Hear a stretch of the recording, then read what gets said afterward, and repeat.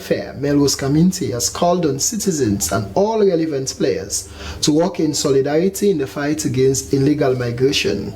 The plea was made ahead of the launch of the Victims Trafficking Trust Fund by the Anti-Trafficking Persons Task Force Secretariat in the Ministry. Aminata Fufana witnessed the event and our reports. The fight against human trafficking is crucial and is in line with the Anti-Human Trafficking and Migrants Act 2022. So launching the Victims Trafficking Trust Fund is a fulfillment of one of the mandates of the ministry. The move to have such fund was to ensure those who are repatriated through illegal means in their quest for better opportunities abroad are provided with basic needs to start up their lives. Minister of Social Welfare Melrose Community disclosed that before now, government and its partners were providing financial support to the victims after repatriated them home in order to engage in profitable activities. However, most of the victims, according to the minister, used the money provided to them to embark on other dangerous moves to Asia or wasted it on irrelevant things.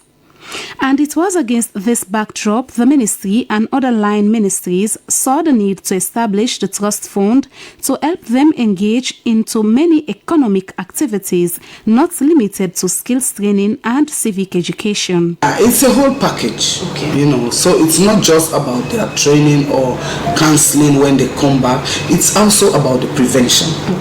You understand? Because we really want to be robust about it. The border areas like the Gambia, all those places, what is happening there, we need to have a robust community sensitization, awareness raising, and civic education. That's why I said the Ministry of Information and Civic Education is going to be really important. They have an important role to play. We also have the TOCO, all of these ones. They are part of family support unit. They are all part of what we are trying to do, So we work as a team to ensure that, one, we prevent in the first place people leaving their countries, with no proper documentation, which has been happening a lot in the name of going to get greener pasture, that's where they believe that they can make it.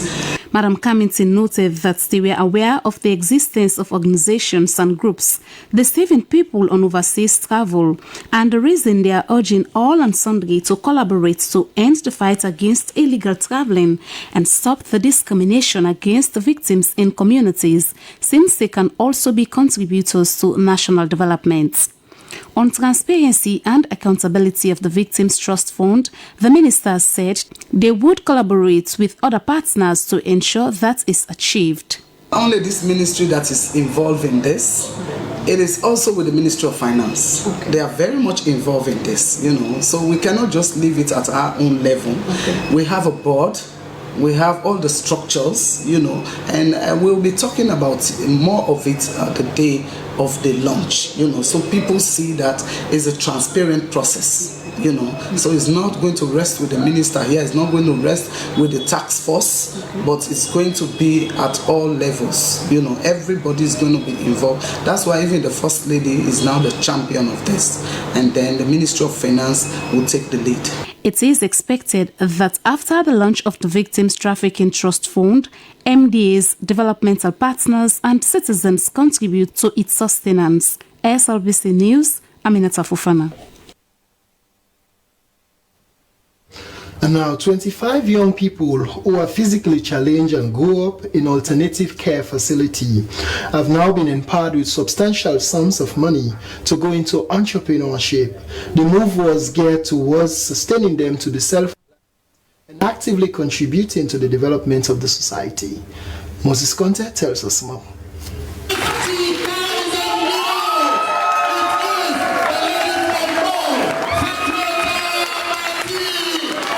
All 25 pitches, as they were described, received significant sum of money, ranging from 15 to 20,000 millions. Among the best three, Fatmata Barati, who started selling cakes, emerged as the best pitcher and received a reward of 50,000 millions. She and others expressed delight over such gesture toward them. They describe it as a booster to the business plan they have had over the years. I have always planned to be my own boss. So I think that dream it has come true now, because with what I have got, I know I will be able to at least start up, maybe rent a building. I have people that will already help me and start up my own business for myself. The pitch event organized for them was one of the way to know how the different pitchers will present their proposed business plans that will affect their various communities positively.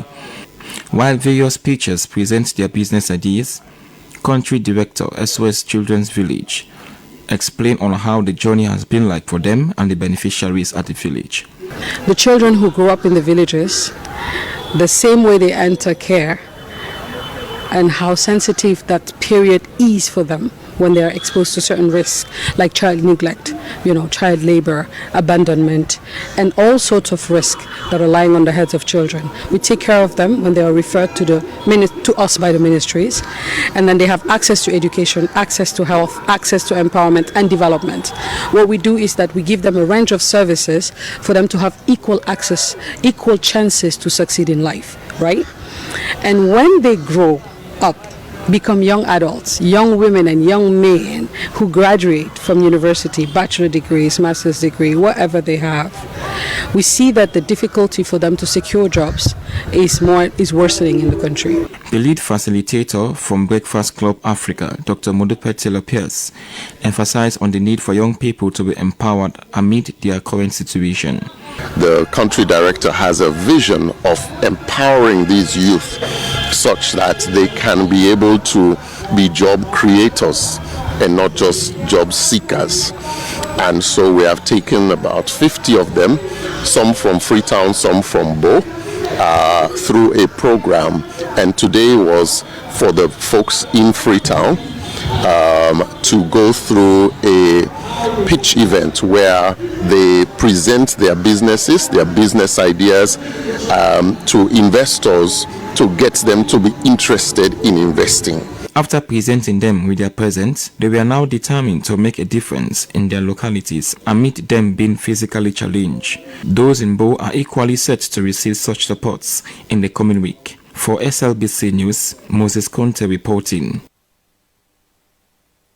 Now, Ministry of Health has partnered with Yashoda Hospital based in India to ensure that surgeries and other major health issues are operated in Sierra Leone instead of traveling to other countries. The initiative that will be implemented by Connaught Hospital will enhance health service delivery in the country. Rosalind has more on the story. The partnership was to share ideas with medical experts from India, bring in more state-of-the-art equipment and instruments, and also ensure that major surgeries are done locally. Care manager at the Connaught Hospital, Dr. Mark Kapoor, said the initiative would help to change the mindset of some patients and convince them to go to the country's main referral hospital for treatment. He noted that the measures they have put in place would bridge the gap in terms of having the necessary equipment for major surgeries and operations.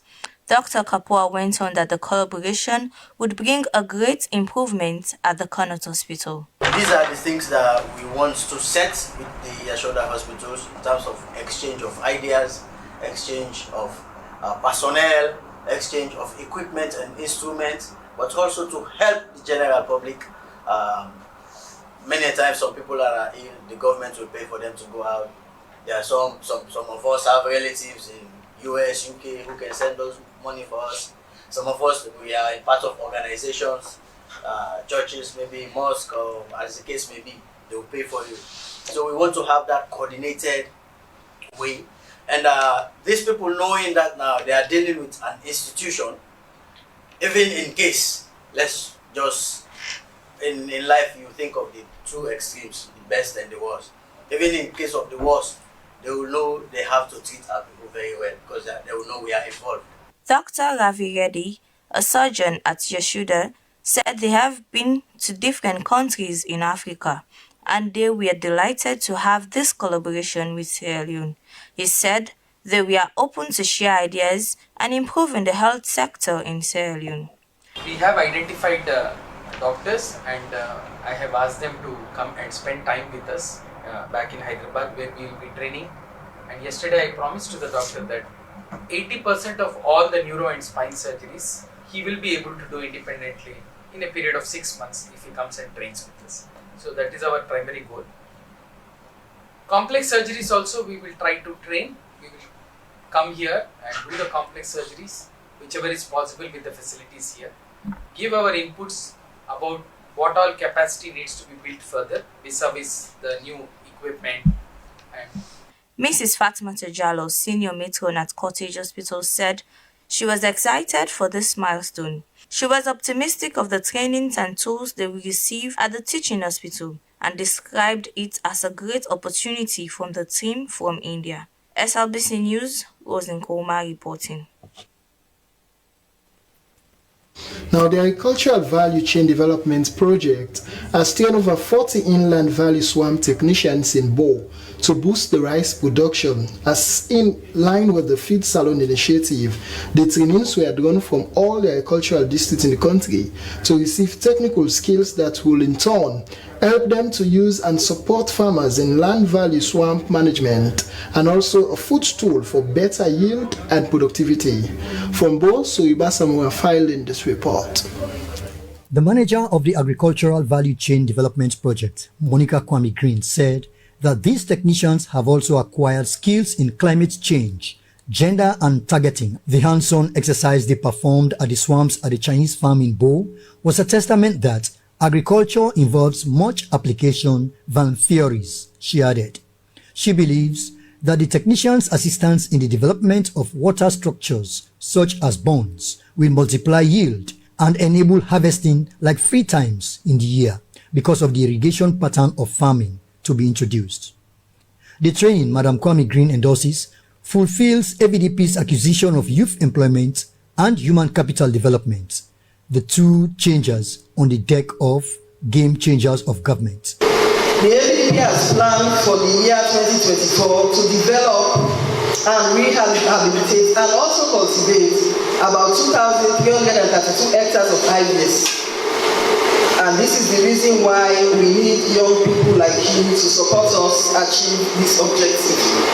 This is why we have hired 44 technicians to support the farmers with technical skills to develop their swamps, their IVSs, so that we can increase production and productivity, we can reduce post-harvest losses, we can combat the effects of climate change and help farmers to adapt to climate change and increase incomes for farmers in the rural areas, which will also contribute to a national picture, a global picture, which is to Feed Salon.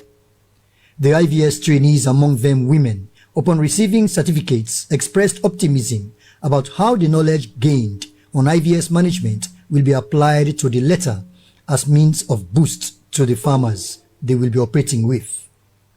Research has proven that IVS in Sierra Leone is one of the promising ecologies that will help comfortably reduce or even halt the soaring annual import cost of rice in the country.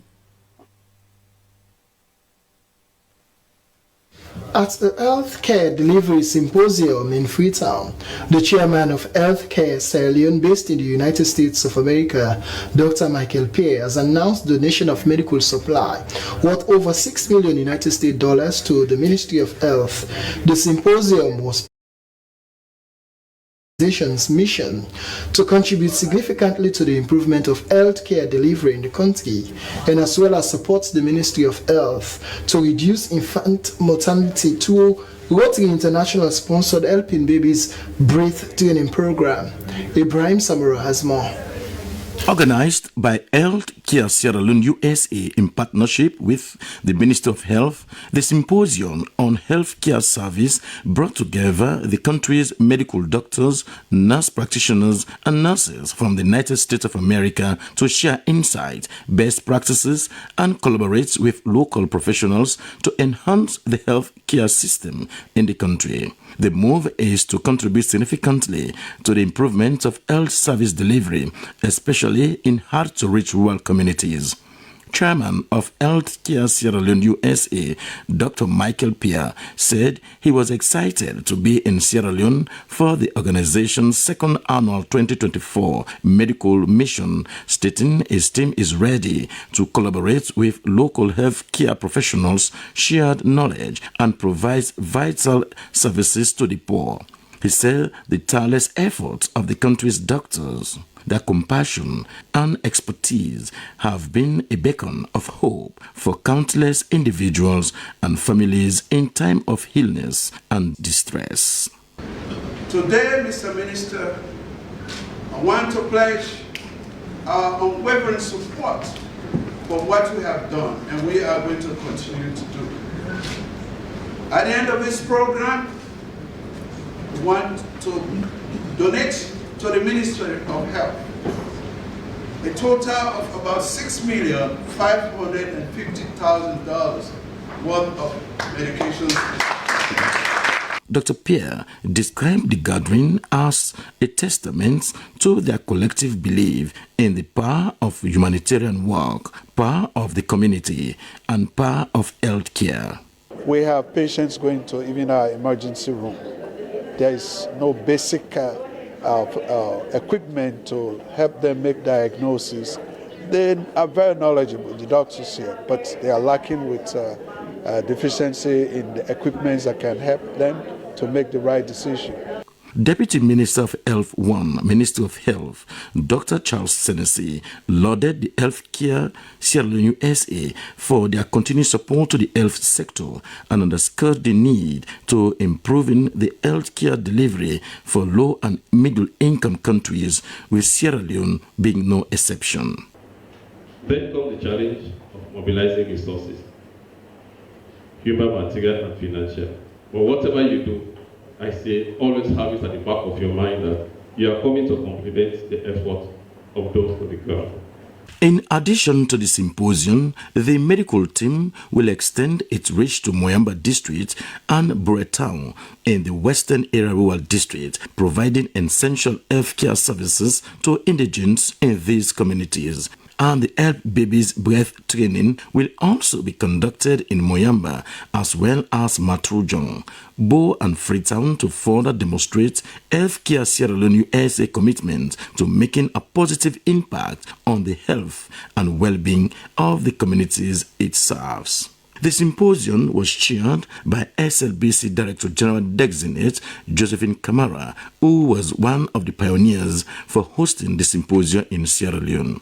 This is not the first time Ms. Camara is being part of this medical team to Sierra Leone. A few years back, she was part of the similar team administer medical treatment to the poor and vulnerable people. Ibrahim Samora, Freetown.